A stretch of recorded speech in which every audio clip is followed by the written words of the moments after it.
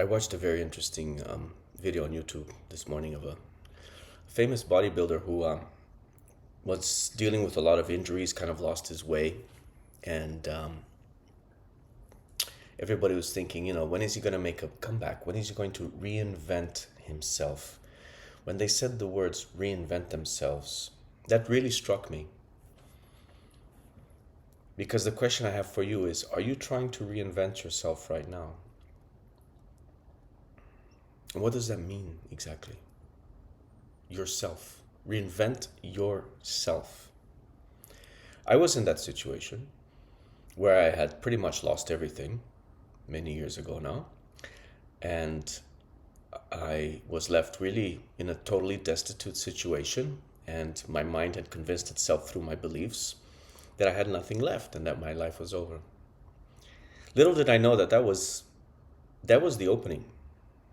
That moment was the opening. When I was on my knees with my hands together, just in complete, total desperation, that was the big opening that gave me a new life.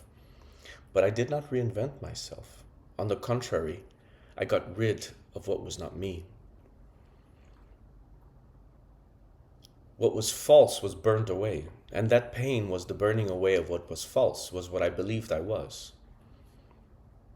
And when the belief of who you are is gone, and the person who you take yourself to be doesn't exist anymore, as in this case, then you really see what you are. Then you really see what this life is for.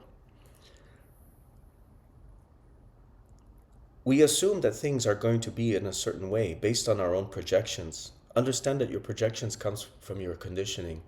You were not born with any conditioning. You were not born with any projections. So you have no idea of knowing how things are going to be. And yet we are conditioned to believe. The software believes and creates models, paradigms, because the mind functions in models. It's very analytical. But life is not a model. Life cannot be analyzed. Life is quantum. It is all happening at once. In a timeless space, life is quantum. And if you lose everything and you try to reinvent yourself in a certain way based on your projection, you are limiting yourself again. You're limiting yourself again because you're trying to satisfy a mental projection. Realize mental projections can never be satisfied because they're always changing. What you think might be good for you today, tomorrow may not be the same thought. And yet we try to satisfy our thought projections. Have you noticed that? But that doesn't last long because it's always changing. So we really have no idea. And hence this quote by Rumi, which is so beautiful. Try not to resist the changes that come your way. Instead, let life live through you. Do not worry that your life is turning upside down. How do you know that the side you are used to is better than the one to come? And that is so true. We have no idea what serves us or what doesn't. The idea we have of who we are is a fleeting, changing idea. It is a concept, it is a construct that is extremely vulnerable, very susceptible, because it's not real. It's fundamentally not real. It's an energy movement based on thought. That's the idea we have of who we are. So when that idea collapses by difficult life situations, you have to realize what is there after it collapses. There's still something here. There's still something that's fully alive, that's still fully aware. Like in this case, after losing everything, the mental processes kind of collapsed because there was nothing left. And all that was seen was the beautiful, bare, naked, conscious awareness of what I had always been, of what you are. So by trying to reinvent yourself after you lose something, or trying to start a new life by imagining what it should be like, you're doing yourself a disfavor. Take that opportunity to go deeper into your true nature, because that's where ultimate satisfaction and everlasting peace will be found. Everlasting peace will never be found in your mind's projections, in the ideas you have of what you need to do to build yourself up. That will never be found because those are ephemeral and fleeting, and they're based on conditioning. You were not born with any of those ideas.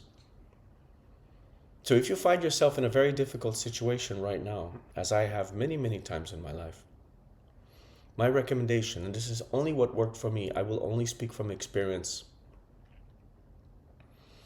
I would drop everything. I would find a quiet place You need to desensitize yourself a little bit. When you're starting to get very nervous or you are anxious, you need to desensitize that. Get away from what is stimulating, right?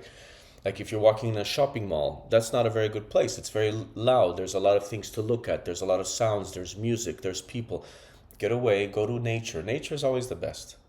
If you can find a quiet garden, a quiet place, go to a beach, go to the mountains, just sit quietly. If you are in the middle of a city, find a bathroom, find somewhere you can just close the door and desensitize yourself. Shut off sounds and lights and whatever you can. And just sit. And then just drop everything. Just drop it. Doesn't serve you.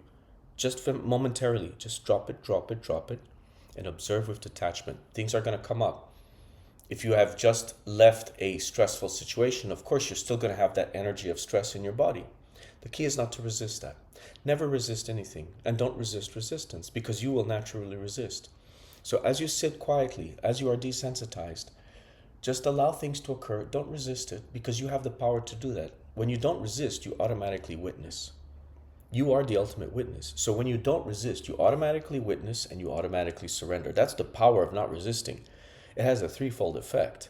So not only are you stopped resisting whatever's occurring, you immediately surrender to whatever's occurring, which gives you a much wider perspective and a greater level of ability to see what's really going on, because then you embody that position of the witness, which you are always. So when you surrender, you automatically observe. When you observe, you don't resist. Try that. And then go into self-inquiry. Find out who's the one who's struggling. Find out what the emotion that is still pervading. If it's still stress, it's anxiety, or she did that to me, or he did that to me, or I didn't get this promotion, or I lost my job. Or how does that make you feel? Oh, it makes me feel mad. Okay, who is mad? You're sitting quietly right now. Find out, inquire, who is mad? Can I find the one who is mad? Look for it, look for it, look for it. Why? Because you're never going to find it. And you're always going to come back to this. Open, present awareness, what you've always been. This is the only thing that doesn't change, my friends. So next time you lose everything, or if you're going for a tough situation, if you're going for a tough situation now, instead of trying to create new projections, new thoughts in your mind, and new belief systems, which just takes you away from the present moment, realize that. New beliefs just take you away from now.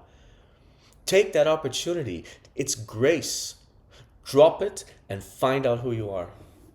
That is the greatest gift you will ever know. I really hope this helps. And I believe tomorrow, the day after, I have a video coming out with a beautiful interview I had with two gentlemen of a spiritual channel I think you'll enjoy. But I really hope this helps. Thank you. Bless you.